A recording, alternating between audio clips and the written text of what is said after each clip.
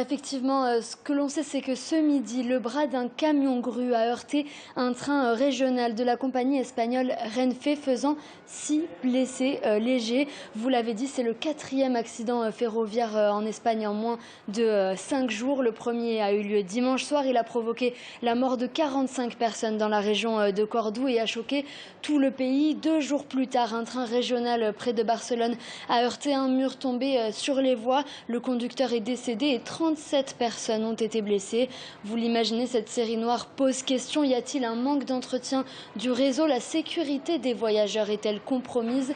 Les 3 jours de deuil national prennent fin ce soir et déjà les polémiques enflent, les accusations fusent et occupent désormais le terrain politique. La porte-parole du Partido Popular, parti de droite et principal parti d'opposition, parle de chaos. Le parti réclame un audit complet et indépendant de l'état du réseau ferroviaire, car ces derniers jours, en effet, c'est l'état du réseau qui interroge. Sur les réseaux sociaux, plusieurs Espagnols ont publié des vidéos prises ces derniers mois montrant des vibrations qui ne sont pas normales selon les experts ferroviaires. Le principal syndicat de conducteurs du pays indique qu'il avait déjà signalé des anomalies il y a plusieurs mois. Il appelle donc à la grève générale du 9 au 11 février prochain pour réclamer des garanties de sécurité. L'Espagne donc toujours sous le choc après le double accident d'Adamuz. On a appris aujourd'hui que le bilan s'élève désormais à 45 morts et une journée d'hommage est prévue pour le 31 janvier prochain. Oui, effectivement, et c'est désormais l'enquête qui intéresse tout le monde ici en Espagne. Oscar Puente, le ministre des Transports, explique que toutes les options sont toujours sur la table, à l'exception de l'erreur humaine, d'ores et déjà écartée.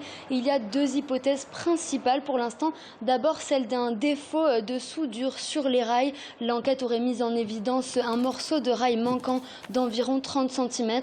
On ne sait pas si c'est la cause ou la conséquence du déraillement, a expliqué le ministre des Transports. Des marques ont été détectées sur les premiers wagons du train Irio, le premier à avoir déraillé, ainsi que possiblement sur les trains qui l'ont précédé. Cela pourrait vouloir dire que le rail était défectueux avant le déraillement.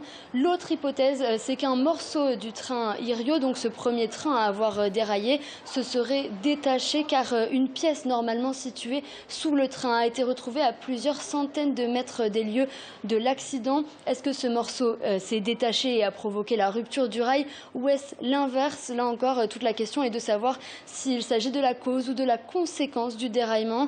En tout cas, la publication des appels entre le centre de contrôle de Madrid et les 2 trains éclaire davantage sur les circonstances de l'accident. On sait désormais que durant les premières minutes, ni le conducteur du premier train Irio, ni les techniciens du centre n'ont connaissance d'un 2e train accidenté. On ressent la confusion qui a eu lieu durant ces premiers instants et désormais beaucoup attendent donc les résultats de l'enquête avec impatience. Merci beaucoup Victoria.